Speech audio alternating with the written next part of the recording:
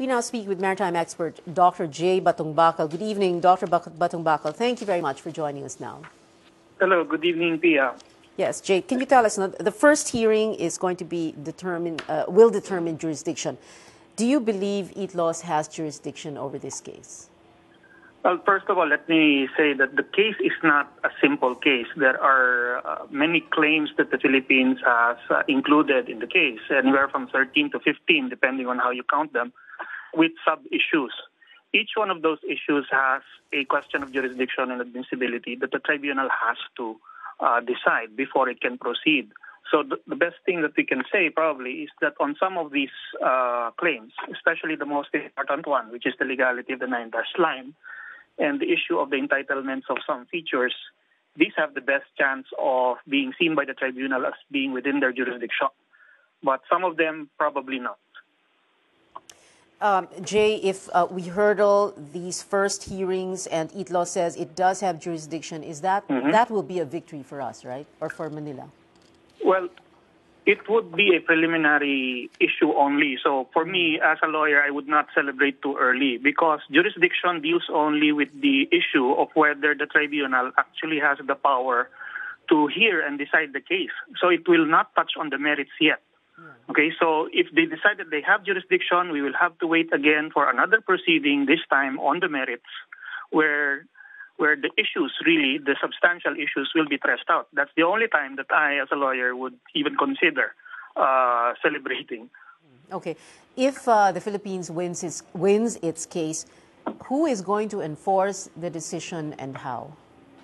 Well, actually, that's a big problem because all international tribunals, there is no independent enforcement body for their judgments.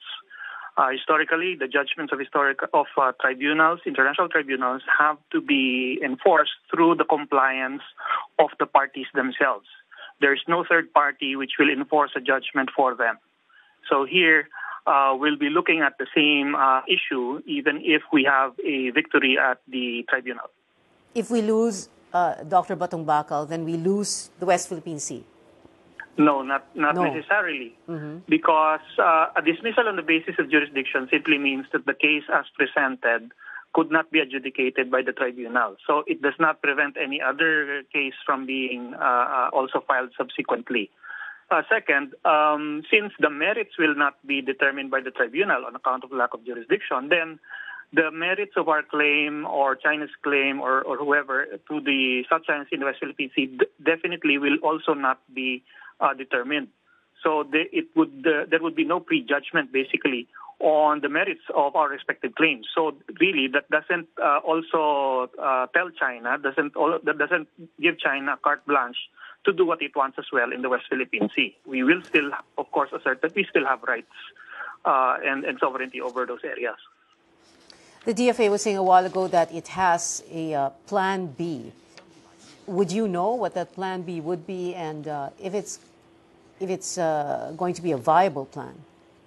Well, I wouldn't know the details of such a Plan B, but I would expect that, of course, it means we're going to go back to the drawing board to figure out a new strategy for addressing these disputes. Again, it will deal with the diplomatic issues, meaning how do we negotiate with China, for example, whether bilaterally or multilaterally. How do we leverage the support of the international community for our position, which is in accordance with the rule of law, and how we also leverage our alliances and agreements with other countries so that they could provide us with support in facing China on the many issues in this area. Thank you very much, Dr. J. Batongbacal. Thank you for joining us this evening.